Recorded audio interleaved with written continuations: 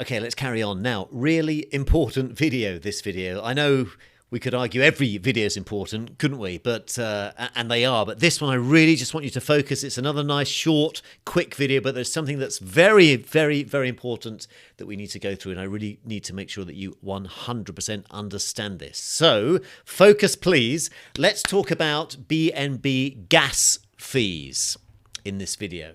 So, what exactly is this, and why is this so important? Good question. Let me tell you.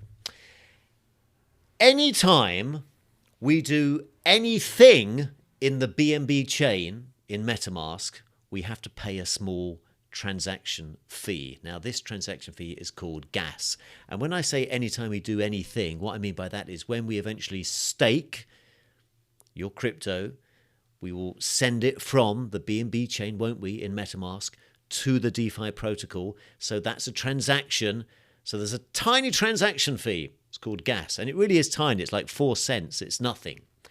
Or when we send money from our MetaMask, from our BNB chain, if you want to send some crypto that you've maybe made in interest that we're going to come on to, you want to send it back to your online exchange to cash out, to get back to your bank, sending it from MetaMask, sending it to wherever. You might want to send some crypto to a friend of yours. That's a transaction. So we have to pay a transaction fee. Stands to reason. Again, it's tiny and it's called gas. This is something that is very, very important. Now, we pay the gas in BNB. We don't pay it in dollars or pounds or euros. So we get charged a tiny amount of BNB, and it really is a tiny, tiny, tiny amount. But here's the thing that's important. This is why I wanted to make you this video. The BNB that we pay in this transaction fee, the gas fee as it's known, is automatically deducted from our BNB that we have in our BNB chain in MetaMask. So we don't have to do anything, just a tiny amount. Works out in dollars about 4 cents. Well, it depends. It can be between 4 up to 20 cents, but it's really inexpensive. But it's taken out from the BNB that you have in your BNB chain in MetaMask, okay? So that means, obviously, that we need to have some BNB in our BNB chain in MetaMask, doesn't it? Before we can do anything. Stands to reason. If we're going to get charged anytime we do anything, we need to have some of that BNB in the first place to pay for that thing we're about to do. Make sense? Now, here's where I really want you to pay attention, because you remember back in the pre-training, we were looking at Binance, we were looking at exchanges. If you went to Binance and you bought some BNB, which I know a lot of members have, then this is what it might look like. So if you went to Binance and bought some BNB, and then you've been following, of course, what we've been going through in the 4-week crypto mastermind, you would have then sent that BNB to MetaMask.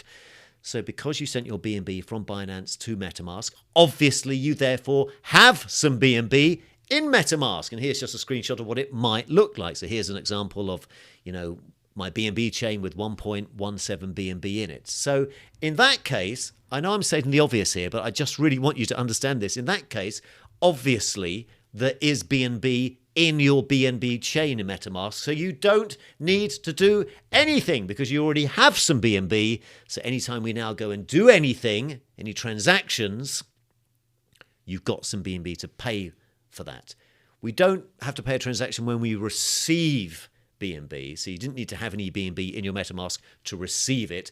Just moving forward, you will need to have BNB for any transactions that we do, okay? So that's kind of obvious, I know. So if you've already bought BNB at Binance and then you sent it to MetaMask, then you've obviously got BNB in MetaMask. So moving forward, any transaction will take a tiny amount out of your BNB balance to cover the cost of that transaction. Makes sense, right?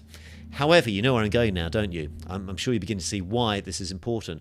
What happens if you didn't buy BNB at Binance? What happens if you bought Ethereum, maybe at Coinbase or another exchange? Well, in that case, as you know, of course, because we've done this, we then bridged that Ethereum, didn't we, into our BNB chain. And here's a screenshot of what it may look like. Well, it will look very similar to what your MetaMask will look like. And here, as you can see, we've got 0.12 Ethereum in our BNB chain.